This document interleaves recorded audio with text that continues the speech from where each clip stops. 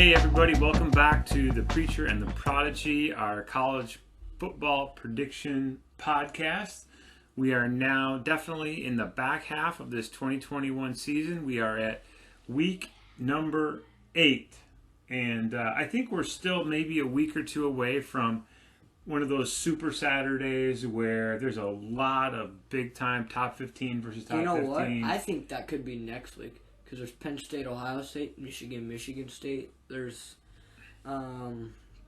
pretty sure, like, Ole Miss, Auburn. Yeah, there's some SEC games next week. Yeah, I don't think there's any really big games to look ahead to in the ACC or Pac-12, so we're looking really at mostly the Big Ten and the SEC with maybe some interesting Big 12 games sprinkled in there. And, of course, that looming contest between the Mustangs and the Bearcats. We're all looking forward to that, too. So we got one more week of sort of a sketch schedule, a schedule with not a whole lot of really high-profile games. You want to say anything about the backdoor cover of Kentucky last week, which cost us both the game? I was so mad. They had third down and goal, like 4 seconds left. They did a bubble screen to Nebraska transfer Wan'Dale Robinson, scored a touchdown on it. And the line on that game was 21.5. A melee ensues. Yeah, and then like they cover and then they block the kick. But it doesn't matter because it's 1 point short. There was a lot of people in front of a lot of TVs and a lot of casinos in Las Vegas with reactions at the end of that game. Yeah. Thorough domination by Georgia. Classic backdoor cover, but just one of two meltdowns in SEC games because the Tennessee Ole Miss game got a little weird at the end too with golf balls being thrown and things like that. So at the end of the day, as the dust settles at the end of the day last week, you stand at a 13-18 record, and so you're 4 games back from me. I'm at a 17-14 record, definitely within striking distance. I gotta start making some games on you, at least one game a week. All right, so let's jump in right now. First game of the week. You've got the number 5 Ohio State Buckeyes on the road, laying 3 scores, 21-point favorites at Indiana. I think I picked this one first, correct? Yep. Do we know about Penix? Is it going to be Penix, Tuttle? What's going on there? I don't know about Penix. With my guess, I think it's going to be Tuttle. I even think Tuttle's a better quarterback at this point. Penix makes too many bad throws, too many picks. There is a hot take. 21 points. I just don't know on Indiana. I'm going to take the thing I know better. I'm going to go Ohio State. It seems like they're scoring a bunch. I'd be surprised if Ohio State doesn't score at least 45 in this game. That makes, Indiana have to score 24 points. I'm going to take the Buckeyes and give away the points. I mean, this game, the reason I picked this game over some other games is because Indiana almost beat Michigan State at home. They're playing back in Bloomington against a much better team, I'll say that, but still away game. 21 points seems like a lot. If you're Indiana right now, what are you playing for? Playing for, what do you mean? Playing for an upset? What are you playing for? What motivates you? You almost beat the number now 9 team in the country with one of the Heisman favorites. And so what happened in Nebraska once they almost beat the top 10 team in the country and had all kinds of emotional energy invested in that? They went out and lost to Minnesota. So I think it's a letdown game. Give me the Buckeyes. Are you going to take the Hoosiers? I'm going to take the Hoosiers. All Trying right. to be different from you. I think this game could surprise Ohio State, but I think Ohio State. All right, game number 2.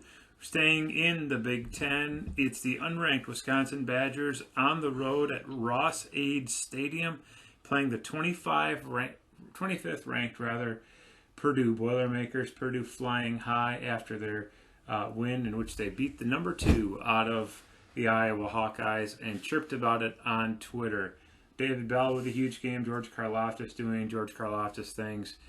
Wisconsin is on the road a favorite of 3.5 points. Who are you taking? So now, I think Wisconsin's going to cover this game because Purdue is still Purdue. One upset might put them in the top 25. They got 2 great players. But in the end, who else do they have? Not really anybody that could help your team so much. They play 3 quarterbacks, which really doesn't say anything about like the leaders of your team, like who everybody is following.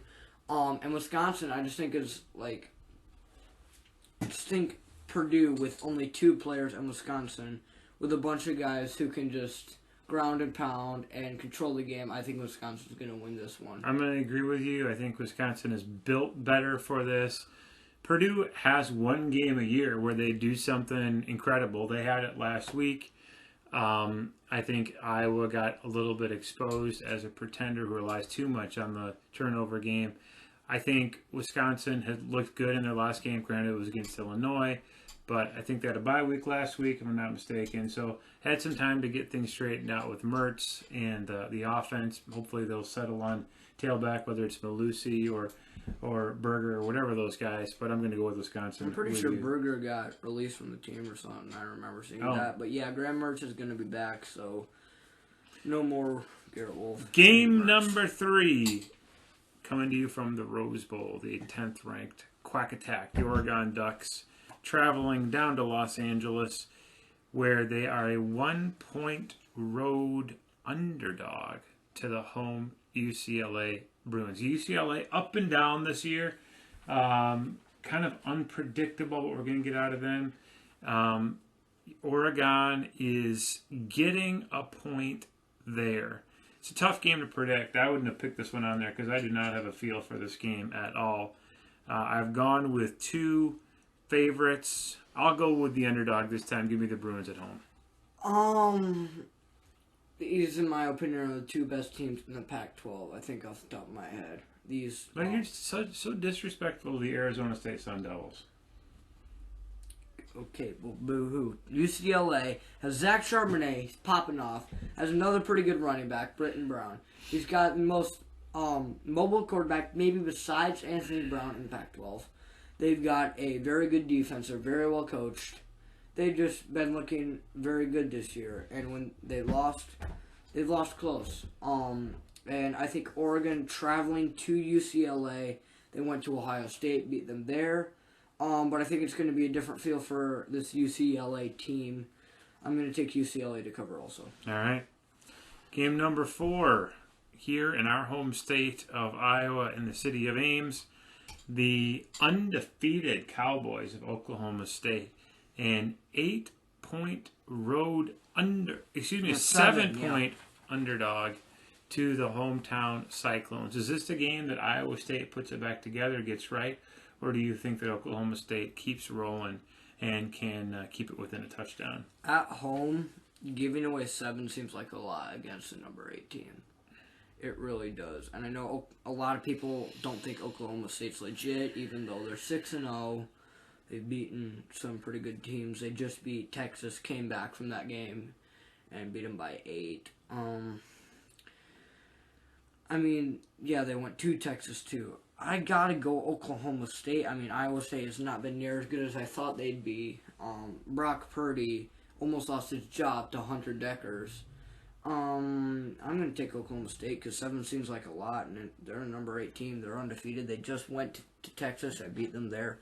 I'm going to take Oklahoma State. I'm going with Jack Trice, and I'm going to take the Cyclones at home. Over the course of the seasons, Matt Campbell's teams tend to play better. I think this is the signature win that they have lacked to this point in the season. A lot of eyeballs on them. Give me the Cyclones. I'll give you the points. All right. Then we got last game of the week. USC at Notre Dame. Another rivalry game. Not another rivalry game that we picked, but it's a rivalry game. It's 6:30 NBC night game. All eyes are going to be on these 2 teams. Whether USC can help Drake London and put it back together, get an upset, or can Notre Dame beat their rivals? Notre Dame is giving 7.5 at home. I just realized I made a mistake earlier. I said I was taking the underdog in UCLA. I'm actually taking the favorite.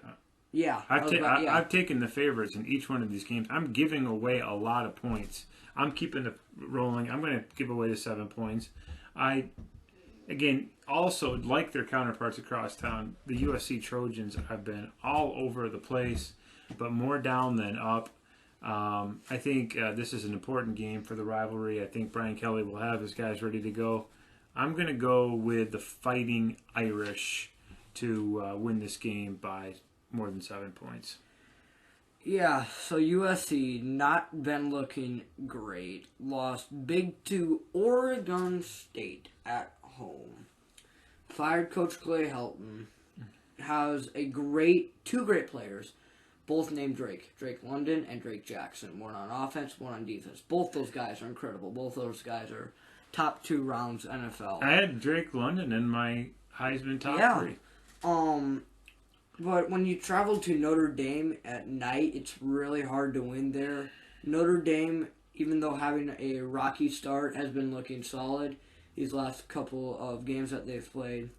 And I think 7 at home at night is not enough. I'm going to take Notre Dame. Yeah. Cold weather probably is cold compared to Los Angeles for sure.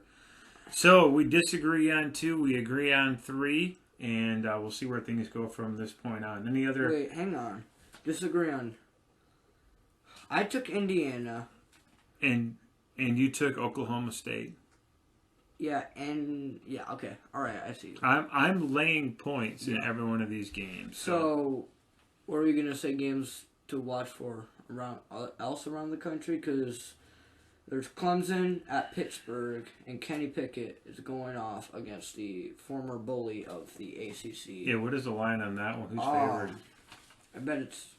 I think Pittsburgh is favored. I might have to check and talk with you on that one. Okay. After. Let's see. Other games.